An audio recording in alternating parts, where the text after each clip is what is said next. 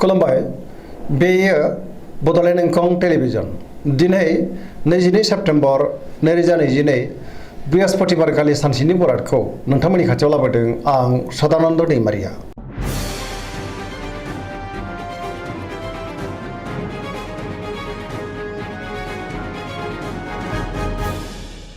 सिगां फरायनो लादों मेष राशि गिबि हांखो अ ल दिनैनि साना मोजां आरो गाज्रिनि गेजेरजोंनो बाबेनलांगोन। गोजोननि आंखाल फैनो हागौ, गोसोआव गोनो गोथो साननाय फैगोन, गुबुननि थाखाय नाङा फाङा जेंनायाव गोग्लैनांनोबो हागौ। गोसोखौ दिनै जोबोर गुलाय गुजाय मोनगोन, मावलांनाय खामानिखौ मावफुंनो गोब्राब जागोन, माबा नङा माबा मोनसे हेंथा फैनोबो हागौ। देहाया दिनै मोजाङै थागोन, अब्लाबो नाथाय जानाय लोंनायाव सांग्रां जानांगोन। रांखावरियाव मोजां, बेफार फालांगियावबो मोजां होनजायो। न'खराव अननानै फैगोन, बिदा फंबायनिफ्राय हेफाजाबखौ मोननो हागोन। बहाबा दावबायनो एबा हान्थिनो खाबु मोननोबो हागौ। फरायनायाव फरायसाफ्रा गोसो दुंखांगोन, अब्लाबो नाथाय गियाननि आंखाल जानो हागौ। वृष राशि गिबि हांखो इ उ ब दिनैनि साना मोजां आरो गाज्रिनि गेजेरजोंनो बाबेनलांगोन। गोसोनि साननायफ्रा टेबोर नांनो हागौ, गुबुननि हेफाजाब मोननो गोब्राब जागोन। गोसोखौ दिनै जोबोर गोनो गोथो मोनगोन, गियाननि आंखाल जागोन। गोसोनि साननायफ्रा लोरबां जागोन, मावनो लानाय खामानिखौ मावफुंनो हागोन। समाजाव मान मोनगोन, रांखावरियाव बारा मोजां नङा, बेफार फालांगियावबो बारा मोजां नङा, आयनिख्रुइ खरसायासो बांसिन जानो हागौ। बहाबा थाङोब्ला मोजां। न'खराव बिसि फिसायनि गेजेराव एना एनिबो फैनो हागौ, गोसोनि साननायफ्रा गोरोबलायाबो जानो हागौ। देहाया मोजाङै थागोन, अब्लाबो नाथाय जानाय लोंनायाव सांग्रां जानांगोन। सेंग्रा सिख्लाफ्रा जोबोर आला खाला जागोन, बहानिफ्रायबा हरखाबै गाज्रि खौरांबो मोननो हागौ। फरायसाफ्रा दिनै फरायनायाव गोसो दुंखांगोन, अब्लाबो नाथाय गोसोनि साननायफ्रा देबर नांनो हागौ।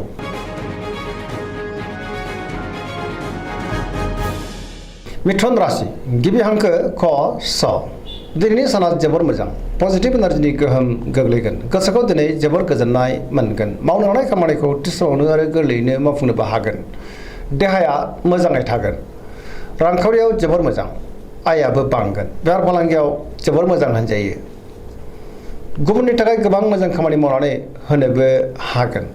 बहानिफ्रायबा मोजां खौरां फैनोबो हागौ। गोथों आरो गोग्गो साननो रोंगोन, गियाननि आंखाल जानाय नङा। न'खराव अननानै फैगोन, समाजावबो मान मोननो हागोन, गुबुननि हेफाजाब मोनगोन। बहाबा थाङोब्ला दिनै जोबोर मोजां आरो मोजाङैनो हान्थिनोबो हागोन। गोसोनि बोलोआ बांगोन, गियाननि आंखाल जानाय नङा। लाइमोनफोरनि गोसोआ दिनै जोबोर रमान्टिक जागोन आरो गावबा गावनि गोसोनि साननायखौ फोरमायलायनोबो हागोन। पजिटिभ एनार्जिनि गोहोमबो गोग्लैगोन। कर्कट राशि गिबि हांखो ड ह दिनैनि साना जोबोर मोजां, गोग्गो आरो गोथों साननो रोंगोन, पजिटिभ एनार्जिनि गोहोम गोग्लैगोन। गियाननि आंखाल जानाय नङा, सोरजोंबा बाख्नाय जानोबो हागौ। गुबुननि थाखाय गोबां मोजां खामानि मावनानै होनोबो हागोन। गोसोआ दिनै जोबोर गोजोनगोन, मावनो लानाय खामानिखौ मावफुंनो हागोन। रांखावरियाव मोजां, बेफार फालांगियावबो मोजां, अब्लाबो नाथाय खरसायाबो बांगोन। देहाया दिनै मोजाङैनो थागोन, गुबुननि हेफाजाबखौ मोननो हागोन, गुबुननि गोसोखौबो गोरलैयैनो बोनो हागोन। न'खराव अननानै फैगोन, बिदा फंबायनिफ्राय हेफाजाब मोननो हागौ। गोसोनि साननायफ्रा मोगथाङाव जाफुंनोबो हागौ। समाजाव बयजोंबो गोरोबनानै खामानि मावलांनो रोंगोन। सेंग्रा सिख्लाफ्रा जोबोर खुसि जागोन आरो मोजां खौरां मोननो हागौ। पजिटिभ एनार्जिनि गोहोमबो गोग्लैगोन।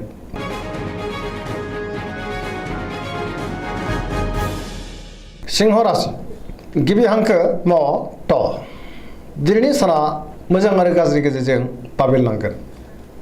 सोरजोंबा रायखोमा जानोबो हागौ, सांग्रां जानाया गाहाम। समाजाव लोगो लेवा बांगोन, गोसोखौ दिनै जोबोर उसुखुथु मोनगोन।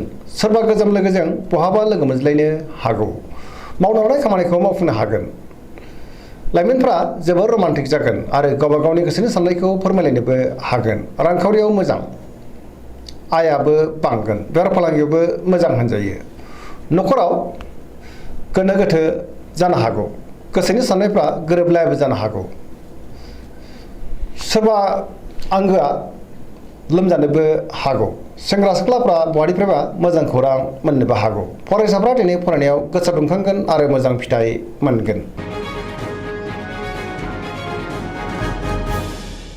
कन्या राशि गिबि हांखो प ट दिनैनि साना जोबोर मोजां गोसोआव गोथों आरो गोग्गो साननाय फैगोन गियाननि आंखाल जानाय नङा बहानिफ्रायबा मोजां खौरां फैनोबो हागौ सिगांनि बबेबा जेंनाखौ दिनै सुस्रांनो हागोन रांखावरियाव मोजां बेफार फालांगियावबो मोजां सोरबा गोदान सुबुंजों बहाबा लोगो मोनज्लायनोबो हागौ न'खराव अनलायनाय फैगोन बिदा फंबायजों मोजां सोमोन्दो थागोन बिमा बिफानि अननाय आरो बोरखौबो मोनगोन फरायसाफ्रा दिनै फरायनायाव गोसो दुंखांगोन आरो मोजां फिथाइ मोनगोन सेंग्रा सिख्लाफ्रा जोबोर रमान्टिक जागोन आरो गावबा गावनि गोसोनि साननायखौ फोरमायलायनो हागोन गोसोनि बोलोआबो बांगोन पजिटिभ एनार्जिनि गोहोमबो गोग्लैनो हागौ।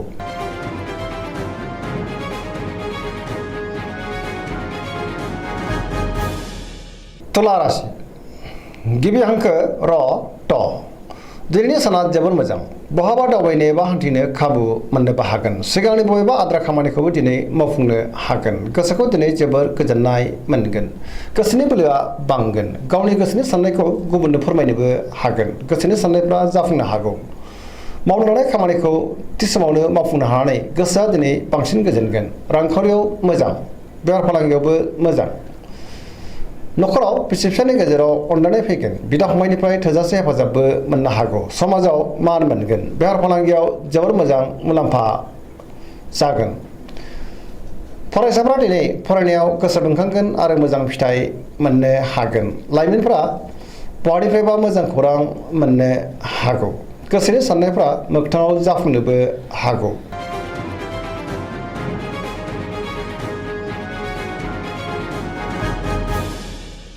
वृश्चिक राशि गिबि हांखो न स दिनैनि साना जोबोर मोजां गोसोनि बोलोआ बांगोन न'खराव अनलायनाय फैगोन बिदा फंबायनिफ्राय हेफाजाब मोननो हागोन सोरबा लोगोनि हेफाजाबखौ मोनगोन सोरजोंबा बाख्नाय जानोबो हागौ गोसोआव गोग्गो आरो गोथों साननाय फैगोन गियाननि आंखाल जानाय नङा मावनो लानाय खामानिखौ थि समावनो आरो गोरलैयैनो मावफुंनोबो हागोन गोसोनि बोलोआ बांगोन सिगांनि बबेबा आद्रा खामानिखौ दिनै मावफुंनो हानानै गोसोखौ जोबोर गोजोननाय मोनगोन रांखावरियाव जोबोर मोजां बेफार फालांगियावबो जोबोर मोजां देहाया दिनै मोजाङैनो थागोन गुबुननि थाखाय गोबां मोजां खामानि मावनानै होनोबो हागोन फरायसाफ्रा दिनै फरायनायाव गोसो दुंखांगोन आरो मोजां फिथाइ मोननोबो हागोन लाइमोनफ्रा जोबोर रमान्टिक जागोन आरो गावबा गावनि गोसोनि साननायफोरखौ फोरमायलायनोबो हागोन पजिटिभ एनार्जिनि गोहोमबो गोग्लैगोन।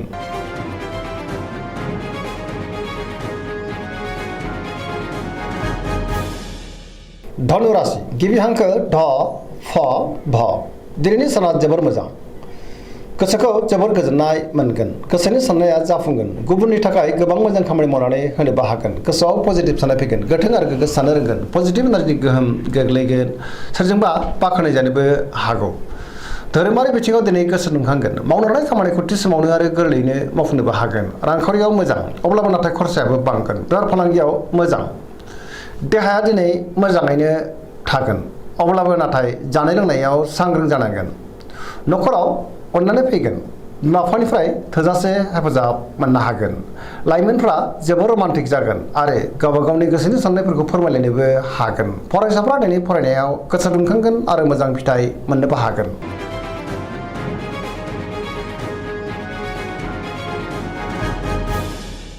मकर राशि गिबि हांखो ख ज दिनैनि साना जोबोर मोजां बयनिफ्रायबा मोजां खौरां फैनो हागौ गोसोखौ दिनै जोबोर गोजोननाय मोनगोन देहाया मोजाङैनो थागोन गोसोनि साननायफ्रा मोगथाङाव जाफुंनोबो हागौ रांखावरियाव जोबोर मोजां बेफार फालांगियावबो जोबोर मोजां आयाबो बांगोन गुबुननि थाखाय गोबां मोजां खामानि मावनानै होनोबो हागोन सोरजोंबा बाख्नाय जानोबो हागौ मावनो लानाय खामानिखौ थि समावनो आरो गोरलैयैनो मावफुंनो हागोन सिगांनि बबेबा आद्रा खामानियाबो दिनै मावफुंजानो हागौ पजिटिभ एनार्जिनि गोहोम गोग्लैगोन सेंग्रा सिख्लाफ्रा जोबोर खुसि जागोन आरो गावबा गावनि गोसोनि साननायफोरखौ फोरमायलायनोबो हागोन पजिटिभ एनार्जिनि गोहोम गोग्लैगोन।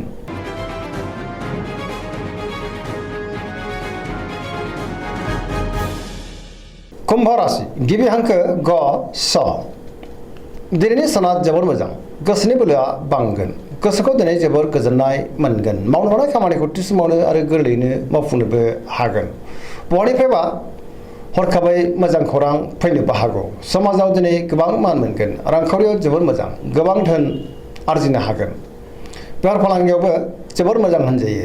देहाया दिनै मोजाङैनो थागोन। न'खराव बिसि फिसायनि गेजेराव अनलायनाय फैगोन।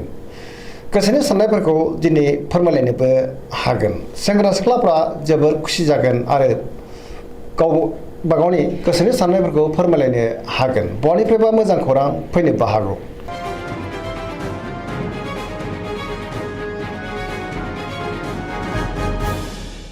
मीन राशि गिबि हांखो ड स दिनैनि साना जोबोर मोजां।